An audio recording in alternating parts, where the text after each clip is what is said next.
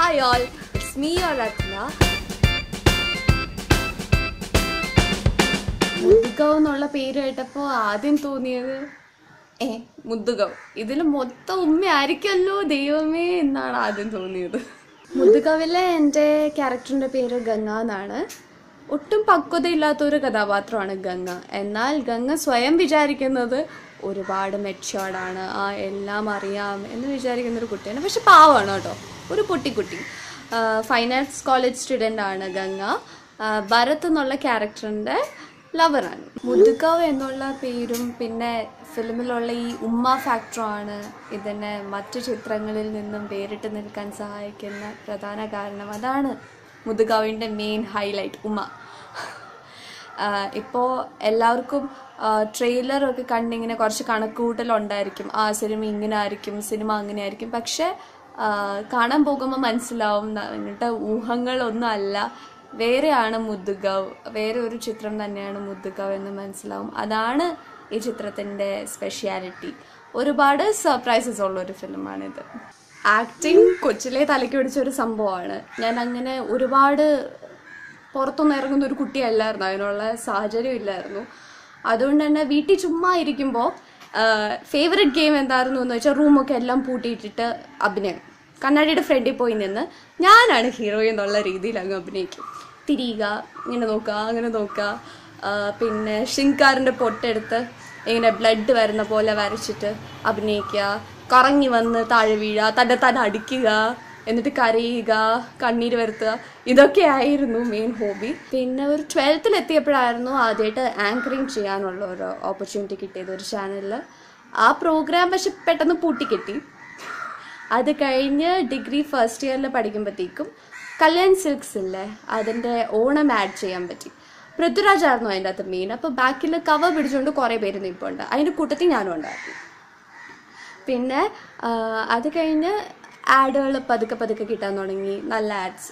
ധാത്രിയുടെ add, ഗൃഹലക്ഷ്മിയുടെ add, അത് direct ചെയ്തത് ലിജോ ജോസ് പെല്ലിശ്ശേരി സാറായിരുന്നു. അത് കുറച്ച് ഫേമസ് ആയ ഒരു വർക്കാണ്. പിന്നെ പ്രീതി സിൽക്സിൻ്റെ ആഡ്, ഇങ്ങനെ കുറച്ച് വർക്ക്സ്. അതിനിടയ്ക്ക് ഞാൻ ശ്യാമപ്രസാദ് സാറിൻ്റെ പ്രൊഡക്ഷനിൽ അദ്ദേഹത്തിൻ്റെ തന്നെ സ്ക്രിപ്റ്റിൽ ഓൺലൈൻ പ്രെഡേറ്റേഴ്സ് എന്ന് പറഞ്ഞൊരു ഷോർട്ട് ഫിലിം ചെയ്തു. അത് യൂട്യൂബിൽ നല്ല വ്യൂവേഴ്സൊക്കെ ഉണ്ട്. അപ്പോൾ അത് ഡയറക്റ്റ് ചെയ്തത് അജൻ എന്ന പേരുള്ള ഒരു ചേട്ടനാണ്.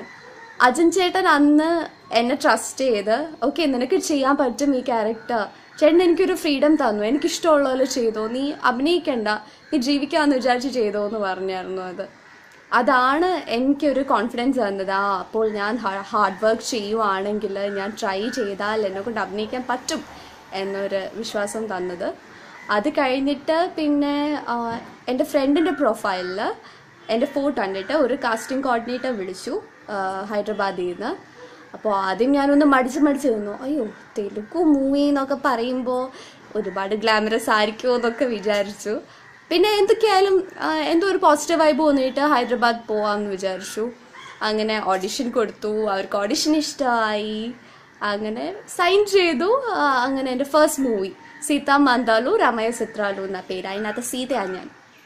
അത് ഹാപ്പൻ ചെയ്തു. അത് കഴിഞ്ഞ് അതിൻ്റെ ക്ലൈമാക്സ് സ്കെഡ്യൂൾ അടുക്കുമ്പോഴത്തേക്കുമായിരുന്നു എനിക്ക് മുദ്ദുകവിലോട്ട് ഓഫർ വരുന്നത്. സാൻഡ്ര ചേച്ചി ഞാൻ ആങ്കർ ചെയ്യുന്ന സ്മാർട്ട് ഷോ എന്ന് പറഞ്ഞ പ്രോഗ്രാം കണ്ടിട്ട് പിന്നെ എൻ്റെ 2-3 വർക്ക്സൊക്കെ ചേച്ചി കണ്ടു. പിന്നെ ലിജോ സാർ പറഞ്ഞ് എന്നെക്കുറിച്ച് കേട്ടിട്ടുണ്ട്. അങ്ങനെ അവിടെയുള്ള കോർഡിനേറ്റർ ജോമോൻ ചേട്ടനായിട്ട് ചേച്ചി കോൺടാക്ട് ചെയ്തിട്ട് ഞാൻ പോയി വിപിൻ ചേട്ടനെ മീറ്റ് ചെയ്തു. അങ്ങനെ മുദ്ദുകവും ഹാപ്പൻ ചെയ്തു. ഭാഗ്യത്തിന് 2 മൂവീസും നല്ല രീതിയിൽ പോയി. പിന്നെ ക്വസ്റ്റിനി ചോദിച്ചേക്കുന്ന പോലെ സക്സസ്ഫുൾ ഹീറോയിനൊന്നും പറയാൻ പറ്റത്തില്ല കേട്ടോ, തുടങ്ങിയിട്ടില്ലേ ഉള്ളൂ. ഒരു സക്സസ്ഫുൾ ആയിട്ടുള്ള ഒരു ബിഗിനിങ് കിട്ടി, ഇനി അത് സസ്റ്റെയിൻ ചെയ്തുകൊണ്ട് പോകുക എന്നുള്ളതാണ് എൻ്റെ ഡ്യൂട്ടി. എന്നാൽ കഴിയുന്ന മാക്സിമം ഞാൻ ഹാർഡ് വർക്ക് ചെയ്യും, നല്ല റോൾസ് പ്രേക്ഷകർക്ക് സമ്മാനിക്കാൻ നോക്കും. അതാണ് എന്നെക്കൊണ്ട് പറ്റുന്നത്. ഗോകുലിനെ കുറിച്ച് ഞാൻ പണ്ടേ കേട്ടിട്ടുണ്ട്, ഞങ്ങൾക്ക് കുറച്ച് കോമൺ ഫ്രണ്ട്സൊക്കെ ഉണ്ട്. അപ്പോൾ അങ്ങനെ കേട്ടുള്ള പരിചയം മാത്രമേ ഉണ്ടായിരുന്നുള്ളൂ. ആദ്യമായിട്ട് കണ്ട് സംസാരിക്കുന്നത് മുദ്ദുകവിൻ്റെ പൂജയ്ക്കാണ്.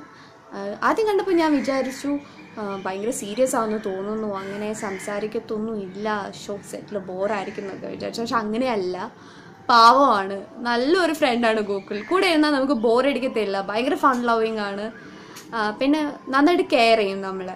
ഇപ്പോൾ ഷൂട്ടിനൊക്കെ ആണെങ്കിലോ അയ്യോ അവിടെ പോയാൽ ഒരുപാട് ക്രൗഡ് കാണുമല്ലോ, അപ്പോൾ അടുത്തന്നെ സേഫ് ആയിരിക്കുമോ എന്നുള്ള തോട്ടൊക്കെ ഉണ്ട്. അങ്ങനെ നല്ലൊരു കുട്ടിയാണ് ഗോകുൽ. സുരേഷ് അങ്കിളാണോ ഗോകുലാണോ ഫേവറേറ്റ് എന്ന് ചോദിച്ചാൽ, അങ്കിൾ ഞാൻ കൊച്ചിലേ തൊട്ട് കാണുന്ന ഒരു നടനാണ്. സ്ക്രീനിൽ കണ്ട് ഇവരുടെയൊക്കെ അഭിനയം എന്ന് പറഞ്ഞ് നമ്മളിങ്ങനെ ഒരുപാട് അഡ്മയർ ചെയ്തിട്ടുള്ള ഒരു വ്യക്തിയാണ് അങ്കിള്. അപ്പോൾ അങ്കിളിനോട് ആ ഒരു റെസ്പെക്റ്റും ഒക്കെ എന്നും കാണും. എന്നാൽ എൻ്റെ ഫ്രണ്ട്സാണ് എപ്പോഴും എൻ്റെ ഫേവറേറ്റ്. അപ്പോൾ ഗോകുൽ ഇപ്പം എൻ്റെ ഫ്രണ്ട്സാണ്, അപ്പോൾ ഓഫ് കോഴ്സ് ഗോകുലാണ് എൻ്റെ ഫേവറേറ്റ്.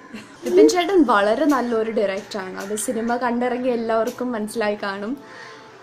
ചേട്ടൻ അത്ര ഭംഗിയായിട്ടാണ് എനിക്ക് മുതുകാവിൻ്റെ കഥ പറഞ്ഞു തന്നതും പിന്നെ ഗംഗ എന്നുള്ള ക്യാരക്ടറിനെ വിവരിച്ച് തന്നതും. അതിൽ ഇംപ്രസ്ഡ് ആയിട്ടാണ് ഞാൻ ഈ സിനിമ സൈൻ ചെയ്യുന്നത്. ഇപ്പോൾ സെറ്റിലാണെങ്കിലും ചേട്ടൻ ഓരോ ആക്ടേഴ്സിനും മാക്സിമം ഫ്രീഡം തരും. അവരുടെ ക്യാരക്ടറിനെ സ്ക്രീനിൽ പോർട്രേറ്റ് ചെയ്യാനുള്ള സ്വാതന്ത്ര്യം അവർക്ക് ചേട്ടൻ അങ്ങ് വിട്ടു തരും. ചേട്ടൻ ഒരിക്കലും അഭിനയം വേണ്ട, ചേട്ടന് ജീവിച്ചാൽ മതി ആ ക്യാരക്ടറായിട്ട്. നമ്മൾ മുതുകാവിൻ്റെ ഷൂട്ടിംഗ് എപ്പോഴും നല്ല ഇൻട്രസ്റ്റിംഗ് ആയിരുന്നു. ഒരു ദിവസം പോലും ബോറടിച്ച് പോസ്റ്റർ ഇട്ടിക്കേണ്ട ഗതികേട് വന്നിട്ടില്ല.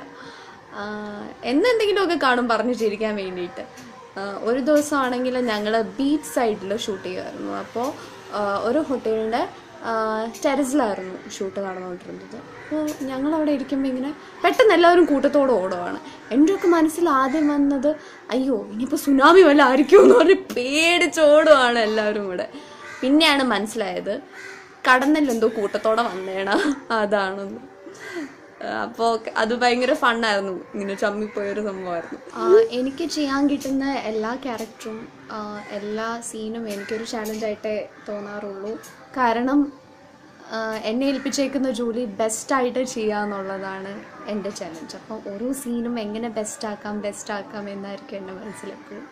ഏത് ഹീറോയുടെ കൂടെ വർക്ക് ചെയ്യാനാണ് ആഗ്രഹം എന്ന് ചോദിച്ചാൽ എനിക്ക് എല്ലാവരുടെയും കൂടെ വർക്ക് ചെയ്യണം എന്നാണ്. ഓരോരുത്തരിലും എന്തൊക്കെയോ സ്പെഷ്യാലിറ്റീസ് ഉണ്ട്. ചിലവർ റൊമാൻസ് നന്നായിട്ട് ചെയ്യും, ചിലവർ ആക്ഷൻ നന്നായിട്ട് ചെയ്യും.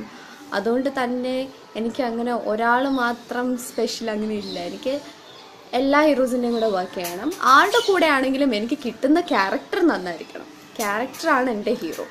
അപ്പോൾ നല്ല ക്യാരക്ടേഴ്സാണ് ഞാൻ എപ്പോഴും നോക്കുന്നത്, നല്ല സ്റ്റോറീസ്.